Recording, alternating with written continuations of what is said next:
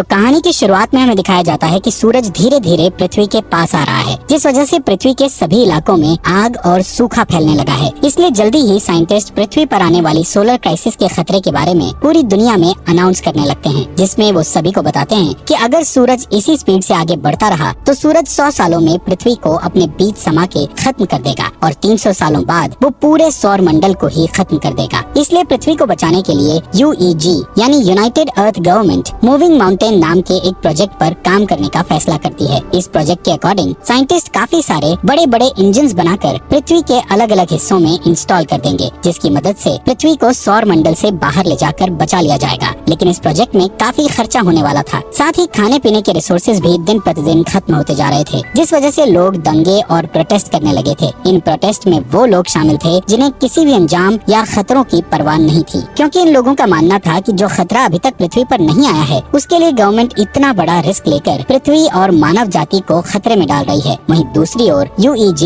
Digital life नाम के एक प्रोजेक्ट यानी DLP पर बैन लगा देती है, जिस वजह से प्रोटेस्ट और भी ज्यादा बिगड़ जाते हैं, क्योंकि DLP एक कट्टर ग्रुप था जिसका मानना था कि इंसानों का फ्यूचर सिर्फ कंप्यूटर में है। असल में वो एक ऐसा प्रोग्राम डेवलप करना चाहते थे जिससे इंसान अपने दिमाग को एक डिस्क में अपलोड कर सकता था, लेकिन रिसोर्सेज की कमी के कारण वो इस प्रोग्राम को आगे नहीं बढ़ा सकते थे। इसलिए रिसोर्सेज के लिए वो हैकिंग करके UEG पर आतंकवादी हमला करते रहते थे। इन सब के बीच UEG नोटिस करती है कि उनके मूविंग माउंटेन प्रोजेक्ट से लोगों का विश्वास उठता जा रहा है, जिस कारण काफी सारे लोग इस प्रोजेक्ट को रोकने की कोशिशें कर रहे हैं। पर तभी चाइनीज एम्बेसडर जाओ इस प्रोजेक्ट के पहले पार्ट को कंप्लीट करने का कहते हैं, क्योंकि उनका मानना था कि पहला पार्ट जल्द ही पूरा हो जाएगा और लोगों को दोबारा उनके मूविंग माउंटेन प्रोजेक्ट पर विश्वास होने लगेगा। जाओ कहते हैं कि इस पहले पार्ट को कंप्लीट करने के लिए सबसे पहले चंद्रमा पर मौजूद इंजन्स की टेस्टिंग की जाएगी, क्योंकि हम चंद्रमा को भी सौर मंडल से धकेलने का प्लान कर रहे हैं ताकि पृथ्वी का ग्रेविटी से कनेक्शन टूट जाए। वहीं UEG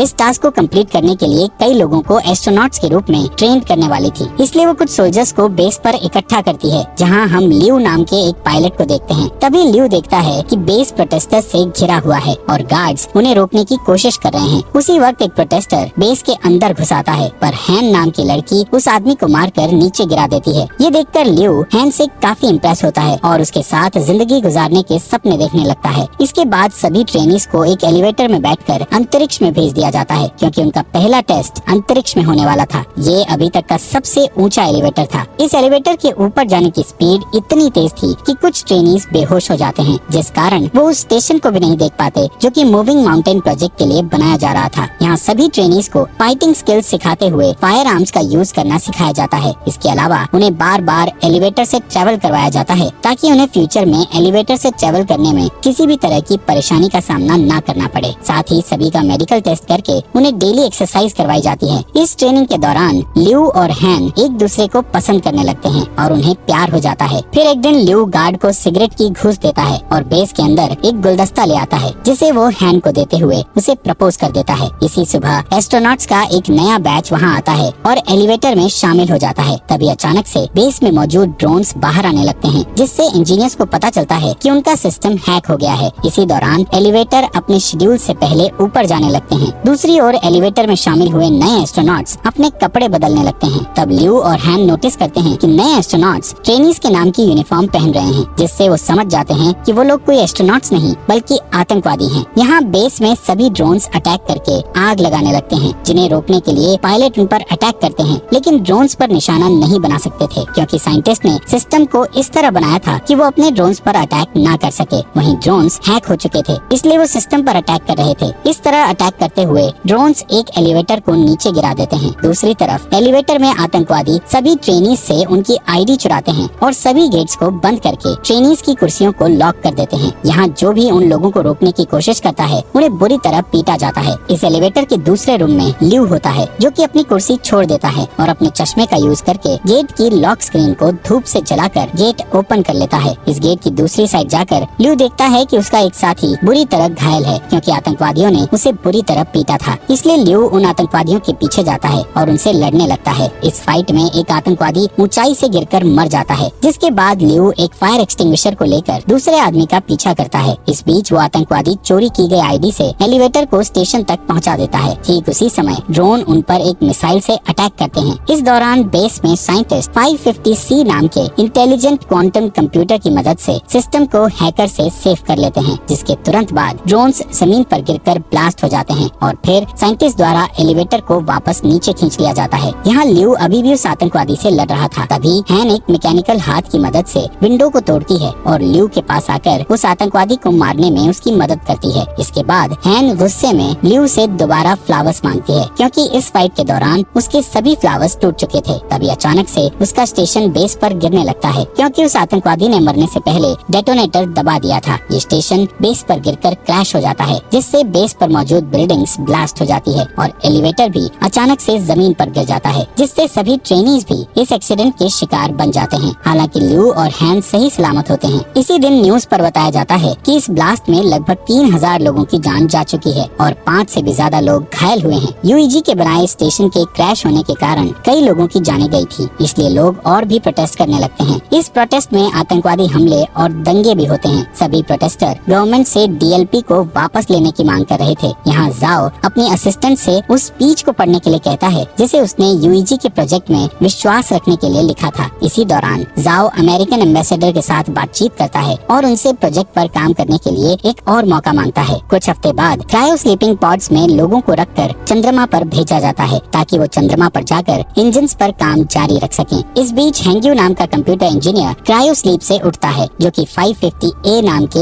एआई और उसकी बेटी याया की एक रिकॉर्डिंग को चेक करता है। दरअसल 550A की मदद से ही याया हेंग्यू से बात करती थी। यहाँ पता चलता है कि हेंग्यू पहले डीएलपी के लिए काम करता था, लेकिन 550C तक पहुँचने के लिए वो चंद्रमा पर काम करने आया है। असल में 500C पूरे बेस को कंट्रोल करता है, इसलिए हेंग्यू को लगता है कि वो 500C का यूज याया की क्लिप बनाने में करेगा, जिससे कुछ सेकंड्स के लिए उसकी मरी हुई बेटी का दिमाग एआई में डेवलप हो जाएगा। यहाँ टीम के बाकी मेंबर्स के साथ काम करते हुए हेंग्यू को पता चलता है कि जाओ नाम का कंप्यूटर रिसर्चर 550C का इंचार्ज है और वो चाहता है कि हेंग्यू उनके सिस्टम के ऑपरेशंस पर उनके साथ काम करे। इसके बाद हेंग्यू और जाओ 550C का पहला टेस्ट बेस के हर एक सेक्टर को एक्टिवेट करके करते हैं। जब वो कंप्यूटर के द्वारा वर्क के पूरा होने का वेट करते हैं, तब जाओ हेंग्यू को अपने दिमाग की डिजिटल कॉपी देता है, जिसे कंपनी ने जब्त कर लिया था, क्योंकि उन्होंने डीएलपी पर बैन लगा दिया था। यहाँ जाओ हेंग्यू को समझाता है कि ये तुम्हारे ऊपर डिपेंड करता है कि तुम इस कॉपी को डिस्ट्रॉय करना चाहती हो या नहीं। कुछ समय बाद हेंग्यू याया की क्लिप जाओ को दिखाता है। इस बीच हेंग्यू उस दिन को याद करता है जब वो अपनी पत्नी और बेटी के साथ कार से कहीं जा रहा था। तब अचानक से उसकी कार एक ट्रक से टकरा गई थी, जिससे उसकी पत्नी की तुरंत ही डेथ हो गई थी, पर याया कुछ समय तक जिंदा थी। इसलिए हेंग्यू याया के दिमाग को कंप्यूटर के जरिए जिंदा रखने के लिए उसे डीएलपी के पास ले गया था, लेकिन वो लोग उसकी मदद करना नहीं चाहते थे, क्योंकि उनकी टेक्नोलॉजी अभी तक तैयार नहीं हुई थी। इस बीच हेंग्यू की मुलाकात जाओ से हुई, जो कि पहले डीएलपी में काम करता था। यहाँ जाओ ने हेंग्यू पर एहसान करते हुए याया के दिमाग को 550A नाम के एआई में डाल दिया था। यहाँ प्रेजेंट में हेंग्यू जाओ से रिक्वेस्ट करता है कि वो याया पर 550C का यूज करे, जिससे याया पूरी तरह एआई में बदल सके। जिस पर जाओ हेंग्यू से कहता है कि याया के लिए 550A ही काफी है। इसी बीच उनका सिस्टम डिटेक्ट करता है कि वहाँ Z9 लेवल का सोलर स्टॉर्म आने वाला है, जिससे सभी लोग बेस पर वापस जाने का सोचते हैं, लेकिन उनके पास जो गाड़ियाँ थी उनकी स्पीड ज्यादा नहीं थी, पर फिर भी वो कोशिश करते हैं और किसी तरह सभी इंजन्स को बेस में रखकर उन्हें सोलर स्टॉर्म से बचा लेते हैं। पर इस प्रोसेस में 550C एआई बुरी तरह जल जाता है, जबकि प्रोजेक्ट को 3 दिनों में लॉन्च करना था, जिसके लिए उन्हें एक एआई की बहुत ज्यादा जरूरत थी। तब हेंग्यू जाओ को अपना 550A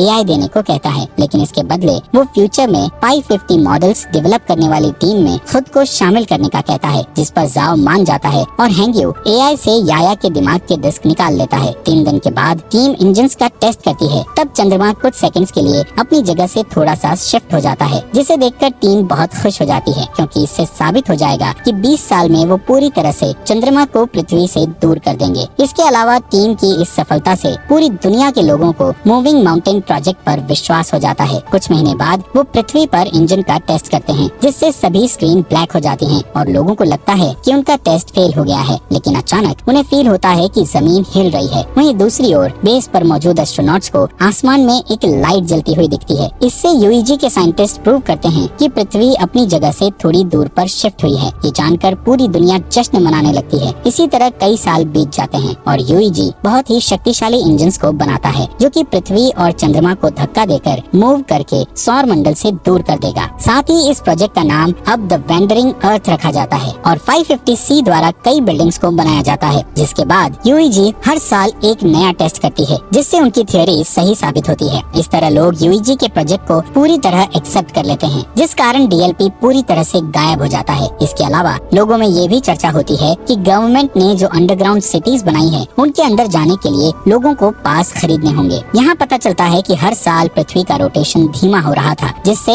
एक दिन में 24 घंटे की जगह 60 घंटे का सिस्टम हो गया है और ग्लोबल इंटरनेट भी अब बंद हो चुका था। साथ ही पृथ्वी पर अब बाढ़ और सोलर रेडिएशन जैसी समस्याएं लगी थी, जिससे कैंसर की बीमारी बढ़ने लगती है। इधर ल्यू और हैन शादी कर लेते हैं और उनका एक बेबी बॉय होता है। वो दोनों परेशान होते हैं क्योंकि उन्हें उनके बेटे के लिए अंडरग्राउंड सिटीज का पास नहीं मिला था। इसी बीच हैन को कैंसर हो जाता है, जिससे वो दोनों और भी परेशान हो जाते हैं। यहाँ हैंग्यू नए 500 डेवलपमेंट की हेल्प से याया के लिए एआई बनाता है, जिसे वो 550W का नाम देता है। यहाँ हमें बताया जाता है कि स्टेशन को गिरे हुए 14 साल बीत चुके हैं और अब ल्यू मेजर की पोस्ट पर आ चुका है। एक दिन ल्यू को अंतरिक्ष में भेजने के लिए उसका इंटरव्यू लिया जाता है। यहाँ 550W उसका इंटरव्यू लेता है और बताता है कि ल्यू के स्किल्स इम्प्रेसिव हैं। इसके अलावा 550W ल्यू की फैमिली में हो रही परेशानियों के बारे में भी बताता है और कहता है कि ल्यू को पृथ्वी पर रहकर अपनी फैमिली की देखभाल करनी चाहिए। जिस पर ल्यू कहता है कि मुझे अपनी फैमिली को पीछे छोड़ने का दुख है, लेकिन मुझे अपने बेटे को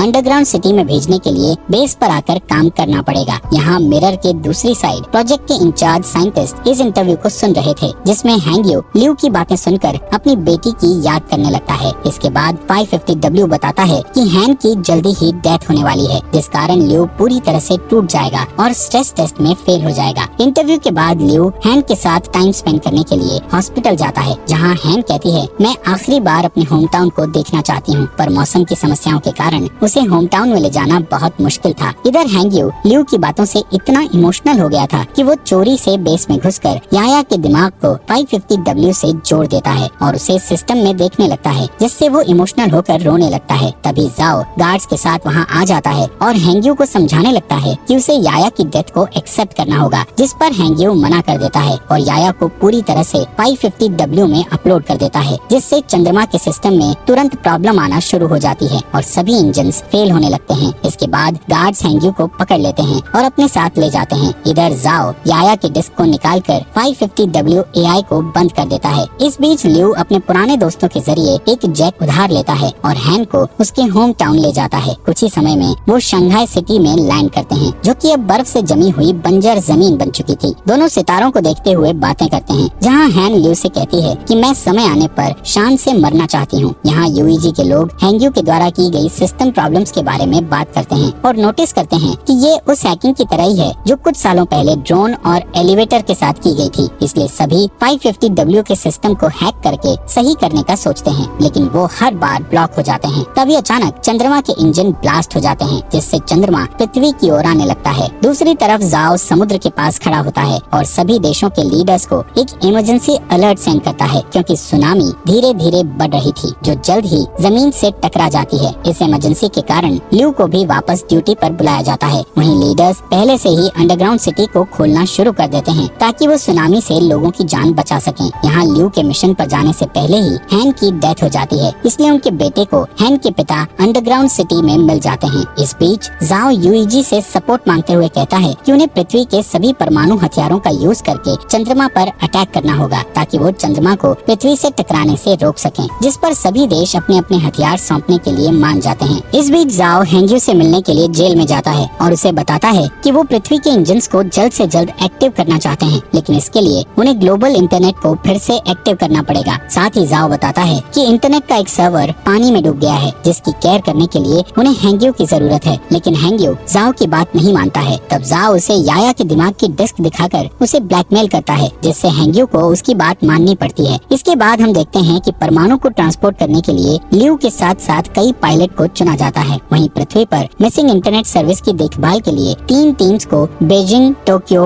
और डैलस भेज दिया जाता है। इसके बाद चुने हुए पायलट्स शटल्स के साथ चंद्रमा के लिए रवाना हो जाते हैं, जहां अंतरिक्ष में एस्ट्रॉइड्स प्लैनेट तेजी से शटल से टकराने लगते हैं, जिससे कई शटल्स क्रैश हो जाते हैं और टीम को 200 हथियारों का लॉस हो जाता है। इस वजह से अब उनके पास सिर्फ 180 हथियार ही बचे होते हैं। थोड़ी ही देर में बाकी के शटल्स चंद्रमा की सतह पर आ जाते हैं, लेकिन तभी एस्ट्रॉइड्स एक शटल को हिट कर देता है, जिससे ल्यू की शटल भी क्रैश हो जाती है। इसलिए उन्हें मजबूरन जमीन पर उतरना पड़ता है। इस दौरान उन्हें 384 हथियारों का फिर से लॉस हो जाता है। यहाँ बचे हुए लोग टेप को ढूंढने लगते हैं ताकि वो उनके टूटे हुए हेलमेट को ठीक करके अपने घाव पर पट्टी कर सकें। इसके बाद वो लोग तय करते हैं कि वो लोग बचे हुए हथियारों को पैदल ही चंद्रमा पर फिट कर देंगे, पर लियो नहीं चाहता था कि इस काम को करके यंग लोग मारे जाएं, इसलिए वो अकेला शटल से बाहर आकर गेट को बंद कर देता है। यहाँ पृथ्वी पर तीनों टीम्स सर्वर की जगह पर पहुंचकर पानी के नीचे चली जाती हैं, जहाँ ड्रोन और स्पेशल टूल्स की मदद से हैंग्यू की टीम बिल्डिंग में जाती है और सर्वर का दरवाजा ढूंढने लगती है। लेकिन जब वो दरवाजे को जबरदस्ती खोलते हैं तो उनका एक आदमी बुरी तरह घायल हो जाता है। तब जाओ उसके घावों को सही करने की कोशिश करता है, लेकिन उनके पास घाव को ठीक करने के लिए कोई सामान नहीं था, जिस कारण उस आदमी की डेथ हो जाती है। जिसके बाद हैंग्यू और जाओ इंटरनेट को वापस लाने के लिए कनेक्शन बनाने का डिसीजन लेते हैं। दूसरी तरफ लियो हथियारों को एक ट्रक से ले जाने लगता है। तभी अचानक चंद्रमा का मलबा पृथ्वी से टकराता है, जिस वजह से बिल्डिंग्स हिलने लगती है और कुछ हार्डवेयर जाओ के पैर पर गिर जाते हैं, जिससे वो बुरी तरह फंस जाता है। तभी उस रूम में पानी भरने लगता है। दूसरी ओर हैंग्यू अपने ड्रोन की मदद से भी रूम का गेट नहीं खोल पा रहे थे, इसलिए जाओ उसे जल्दी से पासवर्ड की दे देता है, पर इस दौरान जाओ की पानी में डूबने से डेथ हो जाती है। इसके बाद चंद्रमा का मलबा पृथ्वी की मेजर लोकेशंस को डिस्ट्रॉय करने लगता है, जिससे अंडरग्राउंड सिटीज में जा रहे लोग पैनिक होने लगते हैं। वहीं यूईजी में जाओ को बुरी खबर मिलती है कि उनके पास परमाणु हथियारों का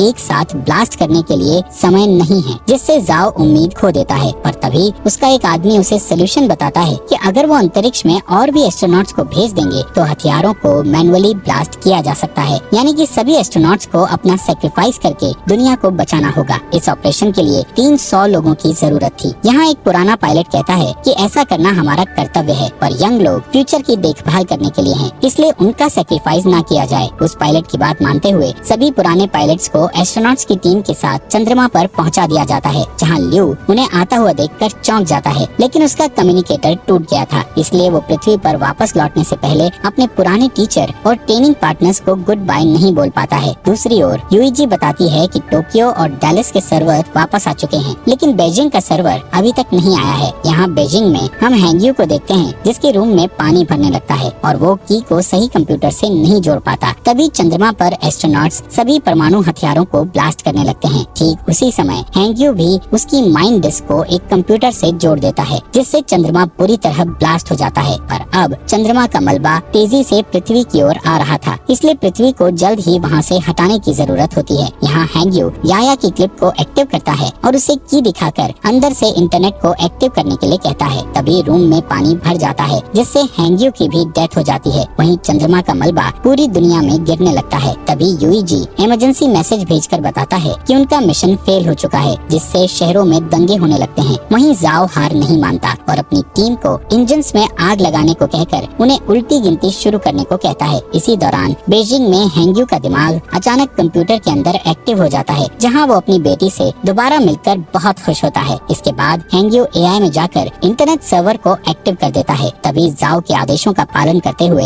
एक आदमी इंजन्स को स्टार्ट कर देता है और फिर देखते ही देखते पृथ्वी मूव करने लगती है और चंद्रमा के मलबे से बच जाती है। ये देखकर पूरी दुनिया के लोग जश्न मनाते हैं। यहाँ लियो शटल से ही पृथ्वी को हिलते हुए देखता है, इसलिए वो जल्दी से वीडियो रिकॉर्ड करता है ताकि वो अपने बेटे को ये सीन दिखा सके। दूसरी ओर हैंग्यू और याया के दिमाग का बैकअप 550W में एक साथ मिक्स हो जाता है। इसके बाद हमें 7 साल बाद का सीन दिखाया जाता है, जहाँ पृथ्वी वापस से 24 आवर के सिस्टम में आ चुकी है और जाओ रिटायर्ड हो चुका है। लेकिन अब उनकी असिस्टेंट यूईजी में उनकी लेगेसी को आगे बढ़ा रही है। अब क्योंकि चंद्रमा से उनको कोई भी खतरा नहीं है, इसलिए वो अपने प्लान का सेकंड पार्ट शुरू करते हैं, जिसमें वो 10 साल के अंदर जुपिटर प्लैनेट के पास से उड़ेंगे और फिर पृथ्वी को हमेशा के लिए सौर मंडल से बाहर कर देंगे। इसलिए इंजन्स पर नजर रखने के लिए एक स्पेस स्टेशन बनाया गया है, जिसका इंचार्ज लियो है। और इसी के साथ ये मूवी